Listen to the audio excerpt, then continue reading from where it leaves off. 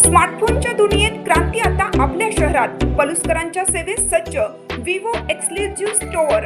आता विवोची superfast T series आणि गेमिंगसाठी जबरदस्त आयक्यूचे सर्व लेटेस्ट मॉडेल्स आता आपल्या पलुसमध्ये उपलब्ध. नको बजेटची चिंता, आमच्याकडे फायनान्स सुविधा. तर वाट कसली पाहताय, आजच भेट द्या. देशभूषण शीतल सावळवाडी यांचे Vivo exclusive store, Meenakshi Chitramandir जवळ, तासगाव रोड, पलूस. संपर्क 94 21 22 42 54 किंवा 91 72 57 16 27.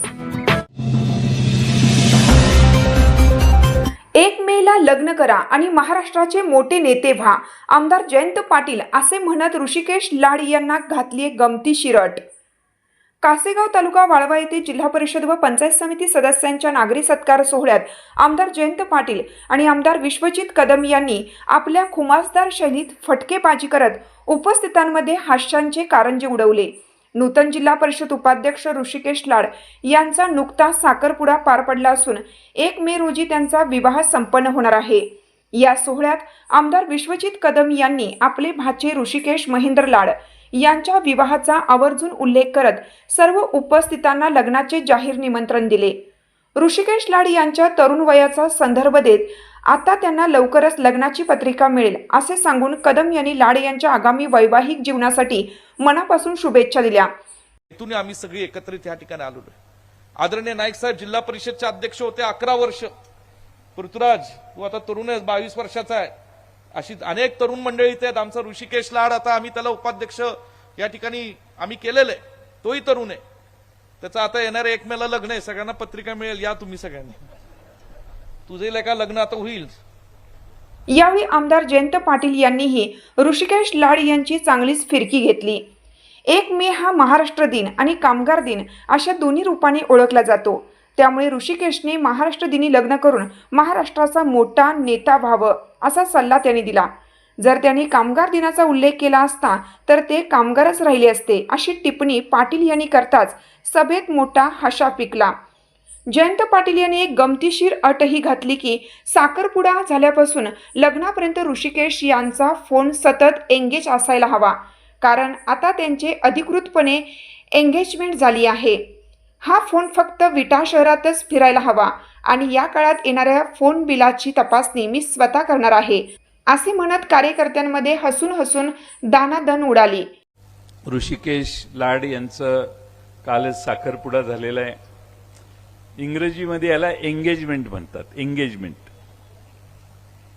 एंगेजमेंट म्हणजे आता ते 1 मेला महाराष्ट्र दिनीच लग्न करायचं असा गडबड दिसते त्यांची. कामगार दिन का महाराष्ट्र दिन, तुम्ही काय त्याला काय अभिप्रेत आहे हे महत्वाचं आहे. त्या कामगार दिन केलं तर कामगारच राहशील. त्यामुळे महाराष्ट्र दिन कर, महाराष्ट्राचा नेता होशील. त्यामुळे महाराष्ट्र दिन ऑप्ट कर. पण माझी त्याला विक्रमदादा अट आहे, आजपासून 1 मे पर्यंत फोन कायम एंगेज आला पाहिजे. एंगेजमेंट झाली आपली. फोन दुसऱ्या कोणाला लागला नाही पाहिजे, फक्त विट्यालाच फोन गेला पाहिजे. आणि तुमच्या फोनचं बिल मी बघणार आहे शेवटी किती झालेलं आहे. पण ऋषिकेश उपाध्यक्ष झाले, त्यांचंही मी मनपूर्वक अभिनंदन करतो. आमदार विश्वजित कदम यांनी मिश्किल टिप्पणी करताना सांगितलं की सभापती पदावर असलेल्या व्यक्तींना लग्नासाठी चांगले स्थळ मिळते असा चिमटा त्यांनी यावेळी पृथ्वीराज पाटील यांना काढला. सभापतीला पोरी चांगल्या मिळतात आणि म्हणून या ठिकाणी आज साहेब तशी बरीच लग्नाची आहेत मंडळी आपल्या जिल्ह्यामध्ये. कार्यक्रमाच्या सुरुवातीला ऋषिकेश लाड यांनीही आपल्या मनोगतात लग्नाचा विषय निघाल्यावर स्वतःची बाजू मिश्किलपणे मांडली. साहेबांनी लग्नाचा विषय काढला, पण माझ्या निवडीवेळी विट्यात एकाचा BP वाढला होता की याचे ठरते की नाही असे लाड म्हणाले. अशी प्रांजळ कबुली त्यांनी देताच कार्यक्रमात मोठी रंगत आली.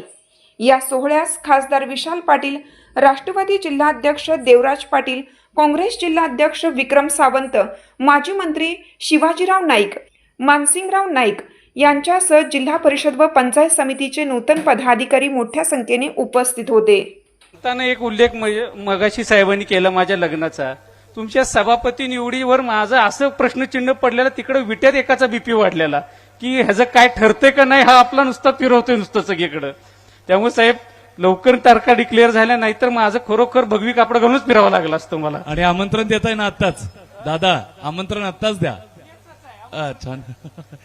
आणि यानंतर शासनाच्या अनेक योजना जिल्ह्याच्या अर्थात जिल्हा परिषद